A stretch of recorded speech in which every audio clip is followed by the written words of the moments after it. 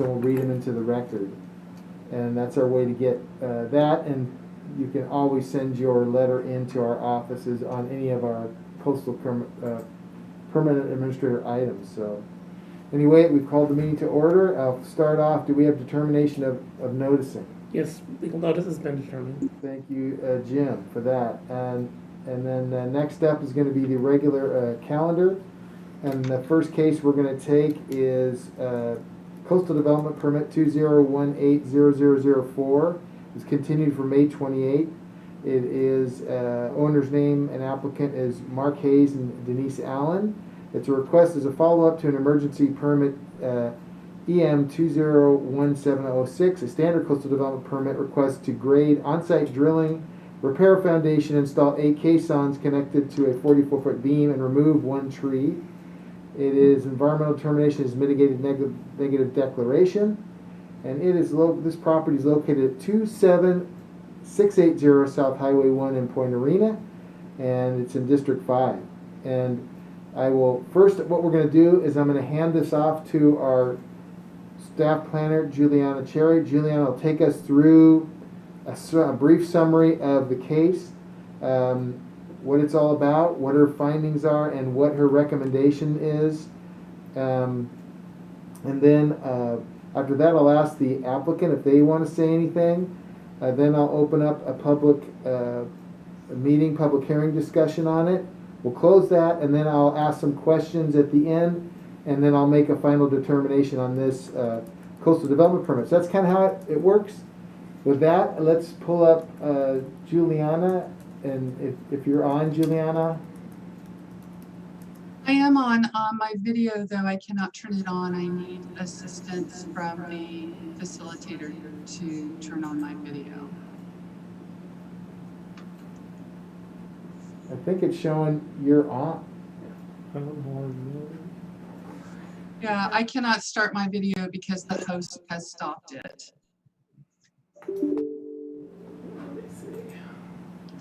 But I will begin with my presentation without the video. I also noticed that the applicant, Mark Hayes, has not joined the video meeting yet.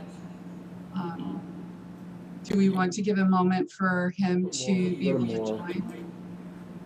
Okay, I see Mark Hayes there. We've got Mark Hayes up and you, Juliana. We can see your names, but we can't see your faces. If you'd like to just go ahead and start your presentation. I would, thank you very much. This is a follow-up to an emergency permit. The property to the south had some land erosion occur, and it's a bluff property above the bowling ball beach. And last month the CPA had considered this item, but a staff presentation was not given because the applicant requested a continuance. They wanted to consider some further refinements to one of the conditions. And they've had that opportunity, and staff is ready to begin their presentation. I'm just going to be really brief, as this is a simple project, despite how long it's taken to get here. So they did the work under an emergency permit, and the work has been completed. They very quickly applied for their required coastal development permit, and we have reviewed the project. In review of the coastal development permit, one of the things that I want to review is the project site is an area of extraordinary hazard. It is above a bluff. All of the residences on this bluff have a very similar setback, and they also have very similar stabilization structures underneath their homes. The applicant, under the emergency permit and under the CDP, proposes to continue that type of stabilization of their existing home. It is a series of caissons that are in place 40 feet back from the bluff, and the entire project is not visible. Because of the extraordinary hazards due to erosion associated with the bluff, there are some specific conditions, and I refer you to the memorandum.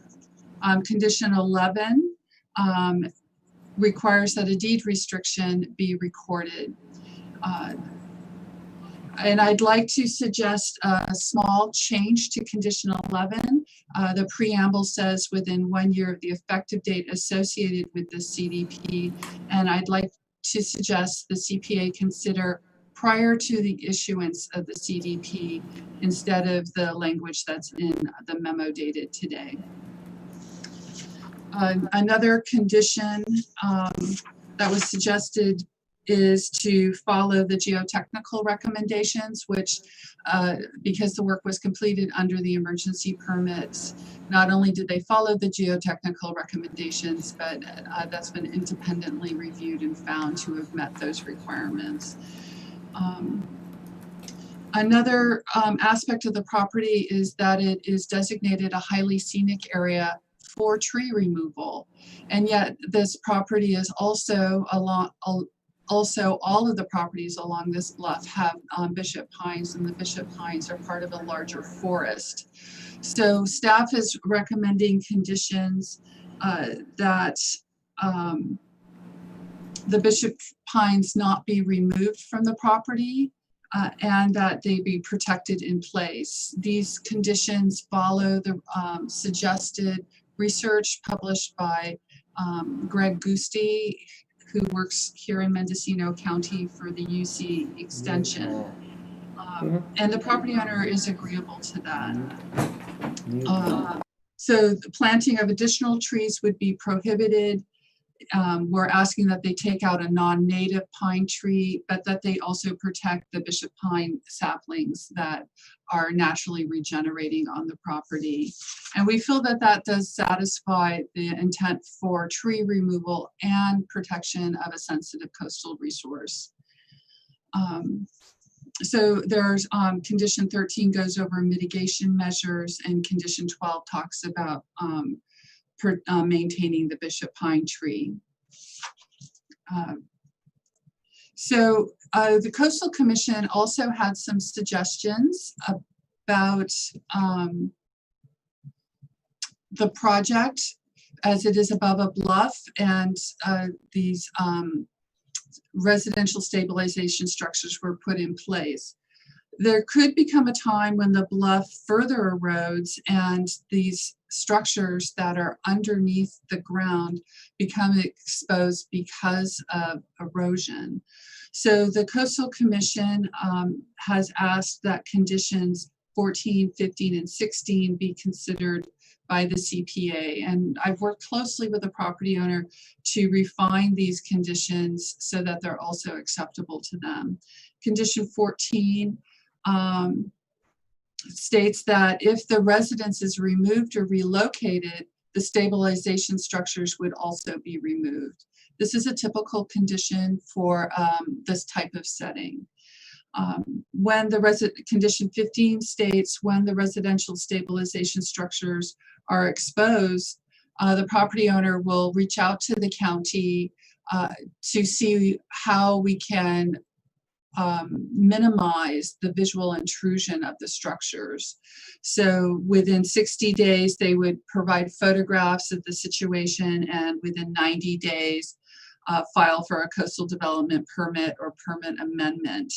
And the intent would be to obscure the portions of the structure that have become visible through erosion. And condition 16 is recommended that the property owner regularly monitor the stabilization structure for any damage, for evidence of undermining, and assess the potential for it to become visible. These types of bluff faces have a very, on an annual basis, the erosion rate is very slow, but what in fact happens is maybe once in 10 years, there is a large amount of erosion. So monitoring is an excellent way for the property owner to become aware that they need to address any visual impacts associated with the erosion or come back for an amendment. Condition 17 is states that this entitlement does not become effective or operative until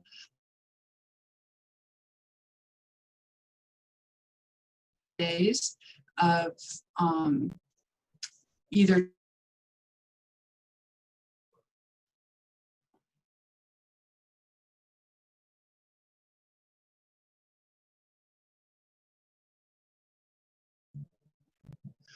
So I'm sorry about that. It seems I was disconnected briefly, but I'm very close to the conclusion of my presentation. So if you are hearing me, I am concluding my presentation with saying that the conditions as presented in the June 25th memo with the minor change to the preamble of condition 11 is what staff is recommending. I am available if you have any additional questions. Thank you. Thank you very much, Juliana. And now what we're going to do is I'd like to get the applicant, Mr. Hayes. Mr. Hayes, I'm Brent Schultz. I'm the Coastal Permit Administrator, if you can hear me.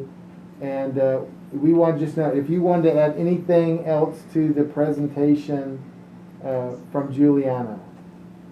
Sure. There were two things. You can hear me, correct? Yes, we've got you. We can hear you. Okay, great. There was something that I'm hearing for the first time that Juliana mentioned regarding the memo, and I'm not sure what that entails and why the addition. Okay. And did you want to add anything else about the project or? Okay, the only other thing was on the project on number 15. I'm hearing for the first time that Juliana mentioned regarding the memo, and I'm sorry. The other question I had on 15 was, I believe in my discussions with Juliana, it was to supply photos within 60 days to the Planning and Building Department, and then subsequently within 90 days after I submit those photos, then have a plan to file the development permit. Just to get resources together to make a plan takes time, and I wasn't thinking I was limited to 90 days. I thought I had 60 days and then a 90-day add-on. I don't know if that's how you interpret that language. That's what I was thinking. Okay. Juliana, can you answer that? Is that what you would agree to in the conditions? So I would be happy to suggest the following clarification to condition 15. When the residential stabilization structures are exposed, the property owner shall A, within 60 days submit photographs to Planning and Building Services, and subsequently B, within 90 days file a coastal development permit or permit amendment proposing methods to obscure exposed portions of the residential stabilization structure. I think that's a good change. Mr. Hayes, do you agree with that? So if it becomes exposed within 60 days, you submit the photographs, and then after that, in 90 days after that, you file a coastal development permit or permit amendment proposing the methods to obscure the exposed portions of the stabilization structure. Is that good? Are you addressing me or someone else? Mr. Hayes, yes, I'm addressing you. That's fine, as long as Okay, that's great. I'm glad you agree with that. Next up, I want to answer your question on 11. I concur with staff's recommendation. I really don't like that within 1 year. I prefer more, permanent deadlines for people to record covenants. And I concur with the staff's recommendation that it happened prior to you getting your coastal development permit. The actual permit is that you work with our staff, you get the covenant together with Juliana, you record it, and then we give you your coastal development permit. And so I don't think it just gives more solidity to when this thing needs to be done and when you and Juliana need to work together to get it done. Typically we do these things. I know you did an emergency permit on this, so the work's, if it's not already done, it's substantially done, I believe. This way, everyone, we'll give you the permit once you record these covenants. I see. And then what is the timeline? Because I still am unclear as to when this covenant needs to be completed. Juliana? If I may, today, after the CPA's made an action, if you do approve the project today, I will send Mark a draft of the deed restriction for his review. And when he finds that the deed restriction reflects something that he can sign, we can proceed forward. So that at the conclusion of all of the appeal periods, we can quickly move to record the deed restriction. So, Mr. Hayes, do you understand the process for recording this covenant now? A lot of it's in your court if you have counsel, to make sure you've looked at it. We make sure it's consistent with the conditions that we placed on the coastal development permit, but you obviously may have counsel, or you yourself want to look at it and make sure it's the same thing that's on this memorandum of June 25th and in your staff report. Okay, so I would But I can tell you this is a normal condition that is on all of our projects like this, or cases, I should say. So with that, do you concur with all the conditions of approval, Mr. Hayes? Yes. You do, okay, and the June 25th, 2020 memo with this change that Juliana has read into the record. Is that correct, Mr. Hayes? Yes.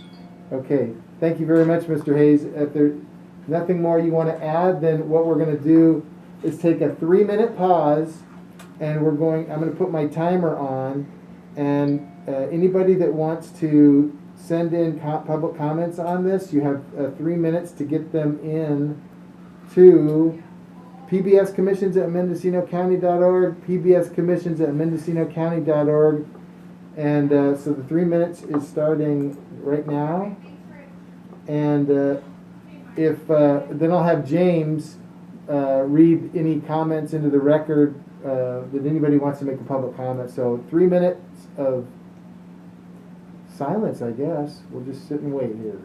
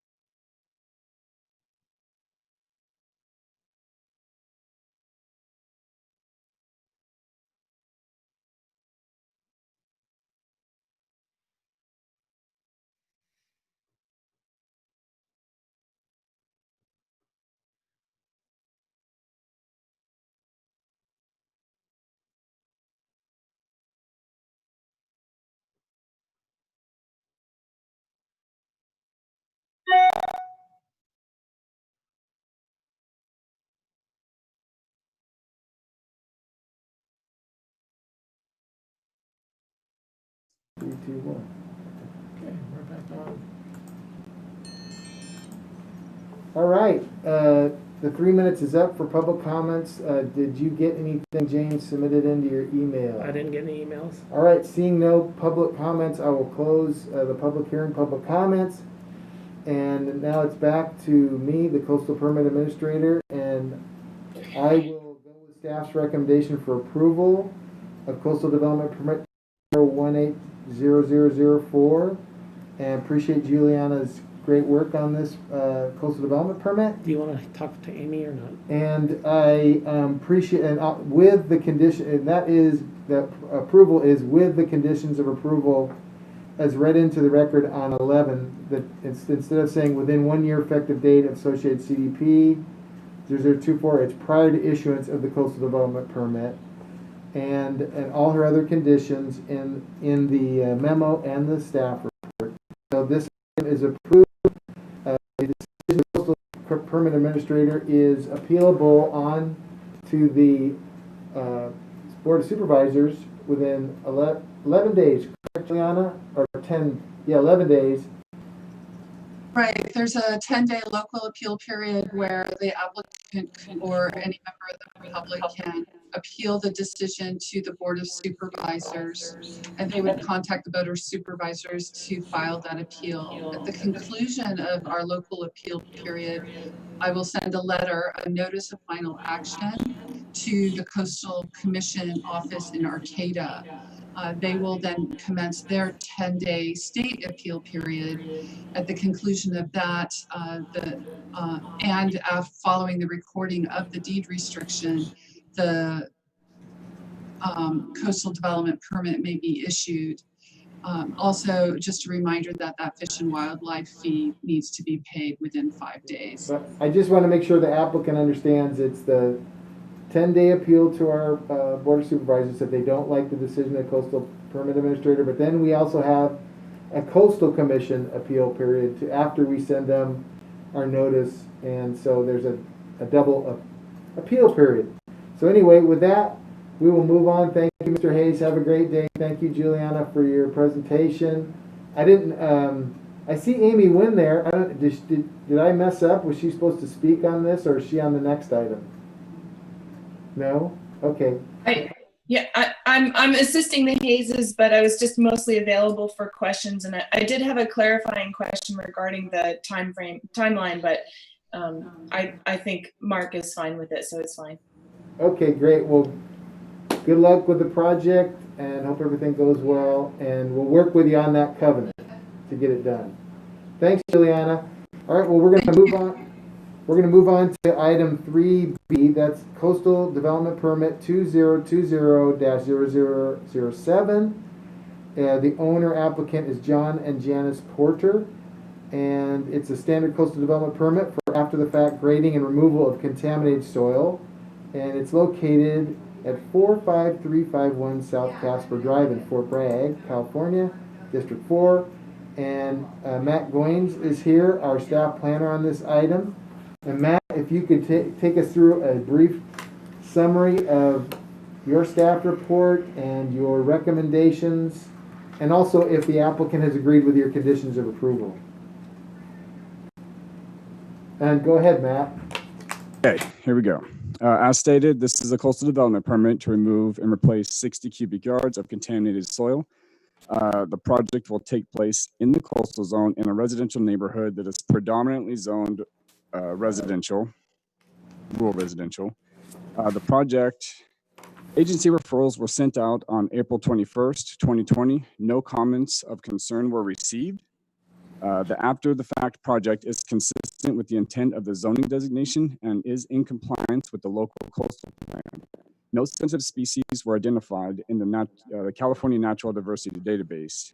In addition, California Fish and Wildlife proposed no comments, so no survey was requested at that time. The project will not have any adverse effects on the environment. The contaminated soil was transferred to a qualified landfill site, and the clean soil came from Polson Excavations Yard in Albion. The entire project was overseen by a LACO consultant, ensuring the proper protocols were being enforced. With that being said, the agent and applicant agree with the conditions of approval. Staff recommends approval with conditions. That concludes my summary. Thank you.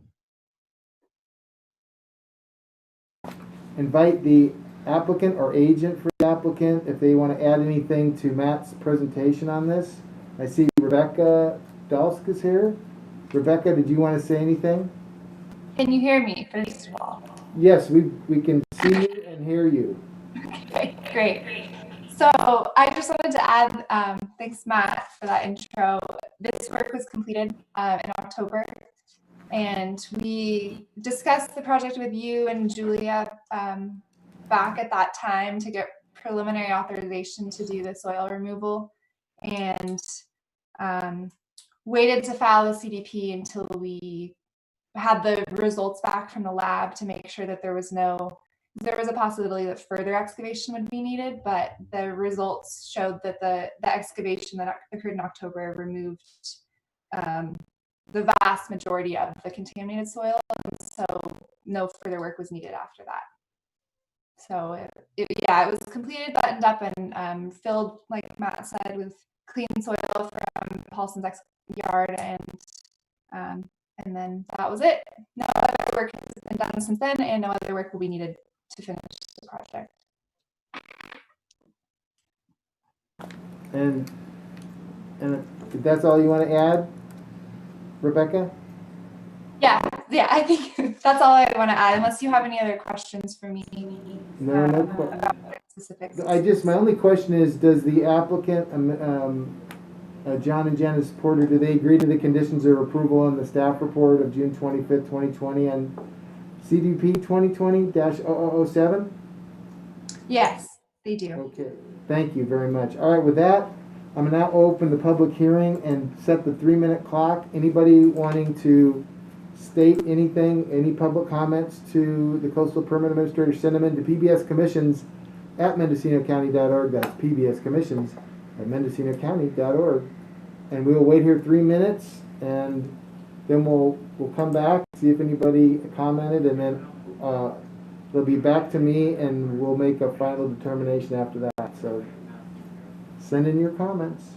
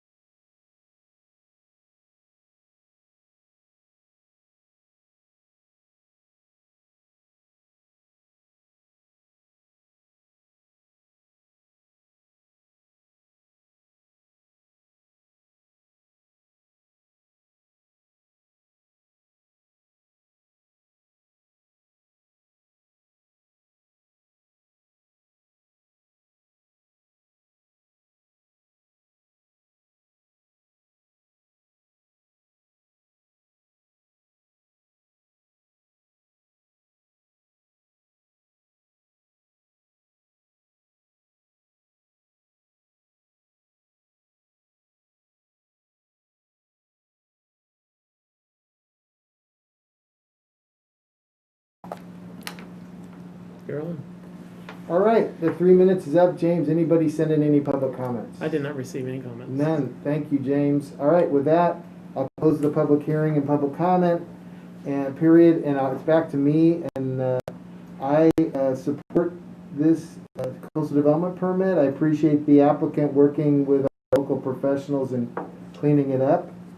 I've done a fair bit of cleanups in my life, and they're very important because of the obviously negative impacts on our soils and our water sources and habitat, and it can be really awful. And I appreciate that. So anyway, I approve coastal development permit 20200007, and with the conditions of approval as stated by the staff. And appreciate, Matt, your presentation, and Rebecca submitting your coastal development permit to get it all cleaned up. Thank you very much. Everybody, appreciate you guys. Have a great day. Next up is, let's see, no more items, right, James? That's it. So now we've got item 4 is matters from staff. Any matters from staff? James, do you want to discuss anything? I don't have anything. Juliana? No. No. Thank you. None. I'll now go to matters from public. Coastal Permit Administrator welcomes participation meetings. This item is limited to matters under the jurisdiction of the Coastal Permit Administrator, which are not on the posted agenda, and items which have not already been considered by the Coastal Permit Administrator. And no action will be taken, but I'm here to listen if anybody wants to say anything from the public. Is there nobody from the public? I have no email. No one sent anything in to PBS And no permissions? telecomments. No telephone. All right, with that, I'll adjourn the meeting at 10:40 p.m. on June 25th. Everybody have a great day.